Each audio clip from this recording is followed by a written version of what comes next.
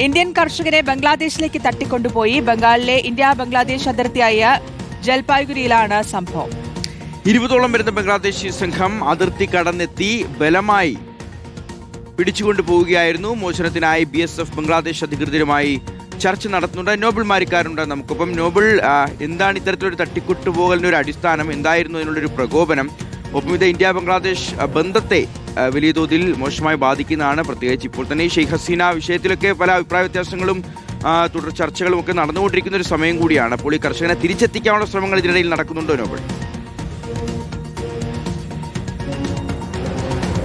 ഷിയാസ്, ഷെയ്ഖ് ഹസീനയുമായി ബന്ധപ്പെട്ടുകൊണ്ട് ഇന്ത്യ ബംഗ്ലാദേശ് ബന്ധത്തിൽ വലിയ വിള്ളൽ ഉള്ളതിനിടയിലാണ് ഇപ്പോൾ ഇത്തരത്തിൽ ഒരു കർഷകനെ തട്ടിക്കൊണ്ടുപോകുന്ന സംഭവം കൂടി ഉണ്ടായിരിക്കുന്നത്. ഇതിന് പ്രധാനപ്പെട്ട കാരണം എന്ന് പറയുന്നത് കഴിഞ്ഞ ദിവസം അതിർത്തി കടന്നെത്തിയ ബംഗ്ലാദേശ് പൗരനെ ഇന്ത്യ കസ്റ്റഡിയെടുക്കുകയും പിടികൂടുകയും ചെയ്തിരുന്നു. അതിന്റെ പ്രതികാര നടപടിയായാണ് ഇപ്പോൾ 20ഓളം വരുന്ന ആളുകൾ എത്തി ദീപാങ്കർ ഗോയ് എന്ന കർഷകനെ ഇത്തരത്തിൽ ബംഗ്ലാദേശിൽ തട്ടിക്കൊണ്ടുപോയിരിക്കുന്നത് എന്ന വിവരമാണ് നമുക്ക് ലഭിച്ചിരിക്കുന്നത്. 20ലധികം ആളുകൾ ഈ സംഘത്തിൽ ഉണ്ടായിരുന്നു എന്ന് അറിയാൻ കഴിയുന്നു. അതിർത്തി കടന്നെത്തി ഈ ദീപാങ്കർ ഗോയെ എടുത്തുകൊണ്ട് പോവുകയായിരുന്നു എന്നാണ് നമുക്ക് ലഭിക്കുന്ന വിവരവും. കർഷകനാണ്. നിലവിൽ ഇയാൾ അവിടുത്തെ ബംഗ്ലാദേശ് ബോർഡർ ഗാർഡിന്റെ കസ്റ്റഡിയിലാണ് എന്ന റിപ്പോർട്ടാണ് ഉള്ളത്. ബംഗ്ലാദേശ് അധികൃതരുമായി ഇന്ത്യ ഇതിൽ ചർച്ചകൾ നടത്തിക്കൊണ്ട് BSF അടക്കം ചർച്ചകൾ നടത്തിക്കൊണ്ട് ഈ കർഷകനെ മോചിപ്പിക്കാനുള്ള ശ്രമം നടത്തുകയും ചെയ്യുന്നുണ്ട്. എന്നാണെങ്കിലും അതിർത്തി കേന്ദ്രീകരിച്ചുകൊണ്ട് പ്രത്യേകിച്ച് ബംഗാളിൽ പുതിയ സർക്കാർ അധികാരത്തിൽ വന്നതിന് ശേഷം ഒരുപാട് പ്രവർത്തനങ്ങൾ ഇന്ത്യ നടത്തുന്നുണ്ട്.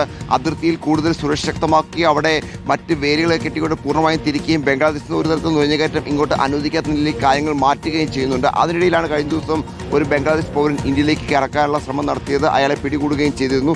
എന്താണെങ്കിലും അതിൻ്റെ ഒരു പ്രതികാര നടപടി എന്ന നിലയിലാണ് ഈ കർഷകനെ ഇപ്പോൾ തട്ടിക്കൊണ്ടു പോയിരിക്കുന്നത് എന്നാണ് അറിയാൻ കഴിയുന്നത്. ഉന്നതതലത്തിൽ ചർച്ചകൾ നടക്കുന്നതിനൊപ്പം BSFന്റെ ഭാഗത്തു നിന്നും ഈ പറഞ്ഞ ഉദ്യോഗസ്ഥരുമായി ചർച്ചകൾ നടക്കുന്നുണ്ട്. അതിൻ്റെ അടിസ്ഥാനത്തിൽ ഉടൻ മോചിപ്പിക്കാൻ കഴിയുമെന്ന പ്രതീക്ഷയാണ് ഇന്ത്യക്കുള്ളത്. എന്താണെങ്കിലും ഇന്ത്യ ബംഗ്ലാദേശ് ബന്ധത്തിൽ കൂടുതൽ വിള്ളൽ ഉണ്ടാക്കുന്നതാണ് ഇപ്പോൾ ഉണ്ടായിരിക്കുന്ന ഈ നടപടി എന്ന കാര്യത്തിൽ യാതൊരു സംശയമില്ല. കൂടുതൽ കടുത്ത തീരുമാനങ്ങൾ, വിമർശനങ്ങൾ ഇന്ത്യയുടെ ഭാഗത്ത് നിന്ന് ഇക്കാര്യത്തിൽ ഉണ്ടാകാനുള്ള സാധ്യതയും ഉയരുന്നുണ്ട്. ശരി നോബിൾ.